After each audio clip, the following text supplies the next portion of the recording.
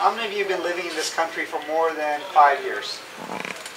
Or less than 5 years? Couple, okay. How many of you have been living here more than 10 years?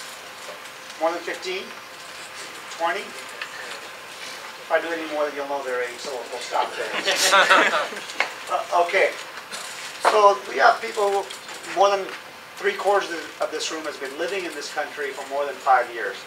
So I'm going to make a safe assumption that you understand the good, the bad, the ugly of the American culture. And nothing will surprise you. So let's have a free dialogue. And identify it for me. A good thing about this culture is, a bad thing about our culture is, American culture. A good thing is that they're always on time. On time, guys. A commitment to excellence in every... Commitment to excellence is a culture, okay? More merit-based. Whereas in other countries, it's more like who you know. Oh, yeah. I find that the American culture is the most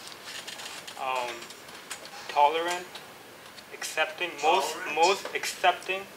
Three best things about the United States are that we like our social freedoms, and that we focus a lot more on the individual than, on maybe groups, and that we have an ample amount of freedom of speech. Right. The sanctity of marriage compared to how we perceive it in our cultures, and how rigid that is and how strong that is. Whereas you look at the divorce rates here and the levels of infidelity here, there's a huge discrepancy, I think. The free market capitalist society. Okay. Interest-based economy. Interest-based economy is clearly a negative, right? Yes. Okay. Yes. Interest-based economy. Okay. And every mother is expected to get not only the highest level of education, but to be a professional and a breadwinner. At the same time, to be this fantastic mother who can take care of her kids. And it just, on some level, it's an impossible expectation. I want 3 practical examples. There's not any more paper. And we're going to capture these. 3 practical examples of Muslim Americans, how the 2 identities can be combined. Americans being very open-minded and broad-minded, it's always good to tell them what your preferences are, your Islamic preferences, that you place your religion over other worldly matters.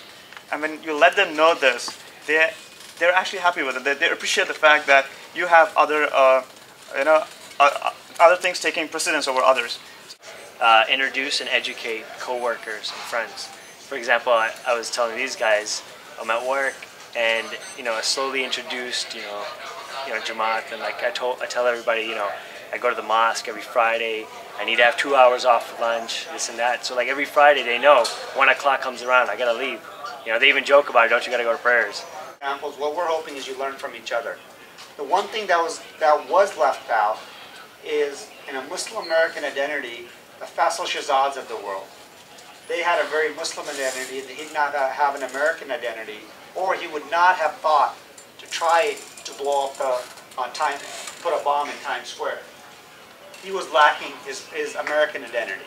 So make sure that your American identity is clear as well, because it's part of your faith. Loyalty to your country is part of your faith. Living in this society, in general, it's an honest society and it's an open society. So if you are straightforward about yourself, people are willing to listen to you. Is that true? And first thing that we have to find out is what's in it for me in my faith. First, we have to convince ourselves that what is that special thing that I believe in. And once we have that belief system, that faith in our religion, then we have that confidence to really present ourselves to outside. And in outside, as all of you gave the examples, they're willing to listen to us. Come together with the people who inspire you. Come together with people that reinforces your set of belief and the type of things that you believe in. Because there is a lot of value in camaraderie. We've joined here, we've come here on the National Ijtima, and there's a reason for that. We are not somewhere else on this weekend. We are here with our brothers, and that's the value we need to cherish.